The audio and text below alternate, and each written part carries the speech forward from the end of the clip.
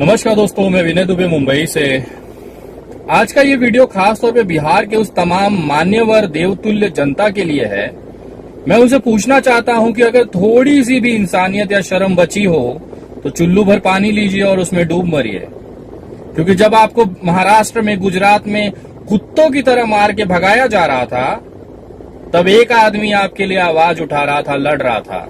उसका नाम था पप्पू यादव, पूर्व सांसद और बिहार का वो नेता जो जमीन पर काम करता है। जब यहाँ पे महाराष्ट्र में लाठियां बजाई जा रही थी आपके चूतर पे पिछवाड़े, गुजरात में जब आपको कुत्तों की तरह मार मार के बसों में, ट्रेनों में फेंका जा रहा था और धमकियां बताई जा रही थी, दी जा रही थी कि बिहारियों गुजरात खाली कर दो, उस समय केवल एक इंसान था जो आप लोगों के हक के लिए लड़ने को और मरने पर उतारू था। वो आदमी था पप्पू यादव। जब आप मजदूर बनकर जब यहां से पैदल जा रहे थे, महाराष्ट्र से, दिल्ली से, गुजरात से, अलग अलग राज्यों से, जब आप पैदल भूखमरी की हालत में, भूखे प्यासे नंगे पैर जब आप बिहार की तरफ कूच कर रहे थे, 1500 2-2000 किलोमीटर पैदल चल के गए थे, तो एक आदमी आपको सड़कों पर खड़ा मिल रहा था जो आपको पानी भी पिला रहा था, भोजन भी दे रहा था और कुछ पैसे भी, नकद कैश नोट बांटे थे उस बंदे ने।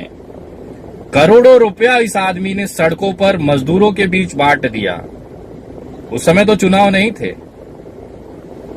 जब बाढ़ आई बिहार के अंदर, तब कमर भर पानी में जब सारे चुने हुए जनप्रतिनिधि जिनको वोट देके आपने अपने सर पे बिठाया था, वो व्यक्ति आपके सर पे जब हगना चालू कर दिए थे, तब उस भुखमरी में, उस बाढ़ के अंदर कमर भर पानी में आपके घरों तक राशन पहुंचाने वाला, पानी पहुंचाने वाला और यहां तक कि सैनिटरी पैड तक महिलाओं और बच्चों को महामारी से बचने के लिए पहुंचाने वाला एक आदमी था।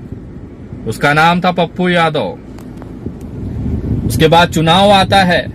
हमारे बिहार के वो सारे मजदूर अपनी 2-2 हजार किलोमीटर की यात्रा भूल जाते हैं, वो लाशें भूल जाते हैं, तमाम यातनाएं भूल जाते हैं और पप्पू यादव अपनी खुद की सीट हार जाता है। जब एक विधायक बनने के बाद व्यक्ति अपने क्षेत्र में 5 साल दिखाई नहीं देता, चुनाव हारने के तुरंत बाद पप्पू यादव वापस सड़कों पर निकल जाता है और उनकी सेवादारी जारी रहती है। जब कोरोना की महामारी में लाशों की बौछार होती है बिहार के अंदर, तो कोई भी विधायक, कोई भी सांसद नहीं दिखाई देता बिहार की सड़कों पर। केवल एक इंसान दिखाई दे रहा था, वो भी था पप्पू यादव। यही एक ऐसा इंसान था जो लगातार बिहार की जनता के लिए लड़ा, मरा और आज उसी का खामियाजा उस इंसान को भुगतना पड़ रहा है कि आज उसे पुलिस ने गिरफ्तार कर लिया है। उसकी गलती क्या थी पता है क्या? वो केवल आप लोगों की जान बचाने के लिए रूढ़ी करके जो सांसद है, उसके घर के यहाँ पे छापा मारता है और दिखाता है कि वहां पे 70 से 100 एम्बुलेंस छुपा कर रखी गई थी। ये वही एम्बुलेंस थी जिससे आपके परिजनों की जान बच सकती थी। ये वही सरकारी एम्बुलेंस थी, सरकारी पैसे से खरीदी हुई एम्बुलेंस थी जो बिहार की जनता के लिए थी। लेकिन उस एम्बुलेंसों से सांसद जी बालू डुलवा रहे हैं। यही दिखाया था उस व्यक्ति ने, पप्पू यादव ने। किसके लिए दिखाया था? बिहार की जनता के लिए। और आज उसी बिहार की जनता के पास पप्पू यादव नाम के व्यक्ति के लिए कोई भी सम्मान, कोई भी कद्र नहीं है। आज उसे पुलिस स्टेशन उठा के ले जाके बिठा दिया गया है। लेकिन देख रहा हूं सोशल मीडिया पे सब चुप्पी साधे बैठे हैं। मैं बोलना चाहता हूं इस वीडियो के माध्यम से पप्पू यादव जी को, भैया किस जनता के लिए मर रहे हो यार? उस जनता के लिए जो आपकी कदर नहीं करती है? किसके लिए अपनी जान दांव पे लगा रहे हो? जो खुद आपका नहीं है, जिसके मुंह पे आपने निवाला डाला। आपके कार्यकर्ता दिन रात वहां पे लंगर लगा रहे हैं अस्पतालों में। आप वार्डों में, कोरोना वार्ड में परिजन नहीं जाता है। जिसका कोई परिवार का सदस्य वहां पे भर्ती होता है ना, वो परिवार का सदस्य देखने नहीं जाता है। न कोई रिश्तेदार कोविड वार्ड में घुसने की हिम्मत करता है इस डर के कि मुझे भी कोरोना हो जाएगा, मैं भी मर जाऊंगा। उस कोरोना वार्ड में आप अंदर जा जाके मरीजों का हालचाल पूछ रहे हो, 25,000, 50,000, लाख रुपया कैश बांट रहे हो, नगद नोट की गड्डियां उनके हाथों में दे रहे हो कि आप अपना इलाज कराओ। अगर कहीं पूरे देश में कहीं कोई मर जाता है, कोई हत्या हो जाती है, आप वहां पे पहुंच जाते हो। किसके लिए मेरे भाई? किसके लिए? किस जनता के लिए? इस जनता के लिए जो मुंह में लेके लॉलीपॉप चूसे पड़ी है। और सरकार तो ये करेगी ही ना, उनको दिखाने के लिए कुछ नहीं है। अगर आप सोचें इनका क्या अपराध रहा है, कौन सा ऐसा क्राइम कर दिया इन्होंने।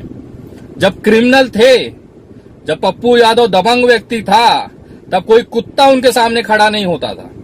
आज वो इंसान साधु बन गया है, अपना सारा पिछला जो उनका इतिहास है वो खत्म करके एक अच्छा इंसान बनने की कोशिश कर रहा है, दिन रात जनता के बीच में मर रहा है जाकर, तो उसे गिरफ्तार कर लिया जाता है। मुझे उस पुलिस वालों पे तरस आता है कि हिम्मत कहां से आती है यार। आपके अंदर इंसान नहीं है, आपके घर पे बच्चे नहीं है क्या? ये इंसान किसी के बच्चों की जान ही तो बचा रहा है, ये इंसान किसी को ऑक्सीजन ही तो दे रहा है, ये इंसान किसी की जान बचाने के लिए एम्बुलेंसों की तो मांग कर रहा है। किसके लिए कर रहा है? पुलिस वालों के बच्चे नहीं जाते हैं क्या एम्बुलेंस से? उनको ऑक्सीजन की जरूरत नहीं पड़ती है?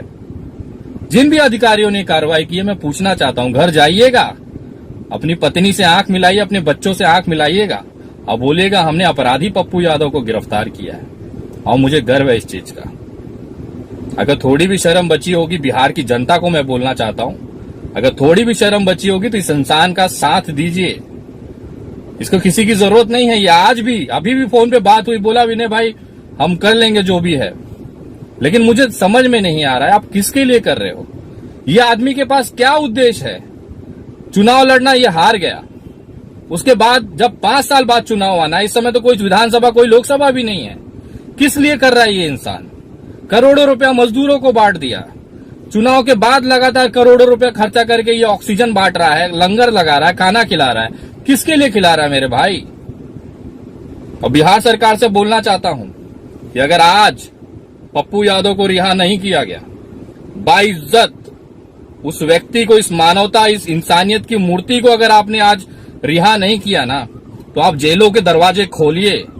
विनय दुबे कल पटना पहुंचेगा और अपने तमाम कार्यकर्ताओं के साथ पहुंचेगा, उठा के जेल में डाल दीजिए।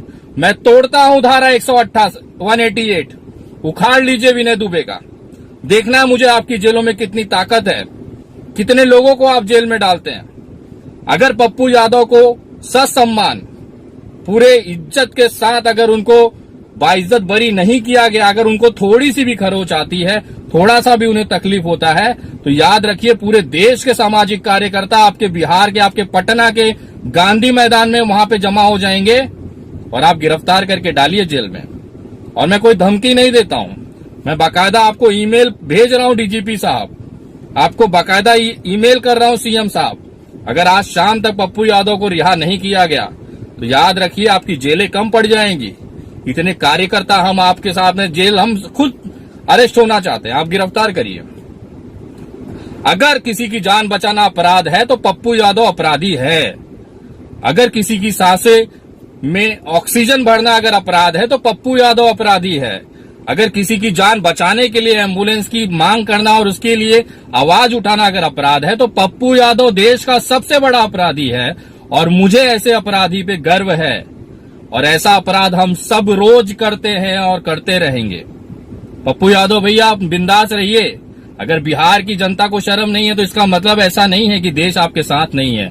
हम जैसे तमाम सामाजिक कार्यकर्ता, पूरा देश आपके साथ है। मुझे शर्म आती है बिहार के उन लोगों पर जो अभी भी चुप्पी साधे बैठे हैं। आपका जान बचाने वाला नेता आपके साथ है, जमीन पे लड़ रहा है, उसके लिए इस तरह की बेरुखी अच्छी नहीं है। अगर अभी भी थोड़ी शर्म हो तो आवाज उठाइए, नहीं तो हम तो हैं ही, डंका लगा देंगे इस सरकार की।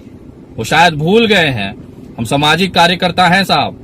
संविधान के दायरे में रहकर, संविधान के नियमों का पालन करते हुए हम संविधान की शपथ लेकर सरकारों की धज्जियां उड़ा देते हैं और वो कुछ नहीं कर पाती है, क्योंकि देश संविधान से चलेगा।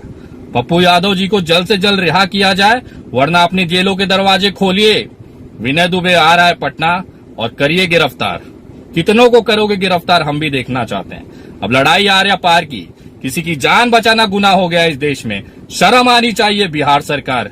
चोर वहां दिल्ली में बैठा है, उस भड़वे को गिरफ्तार करने की औकात नहीं है, और आप गिरफ्तार उसको करोगे जो लोगों की जान बचा रहा है। तो चलिए अब यही सही, आ रहे हैं हम भी मैदान में, उखाड़ लीजिए जो उखाड़ सकते हैं। जय हिंद, जय महाराष्ट्र।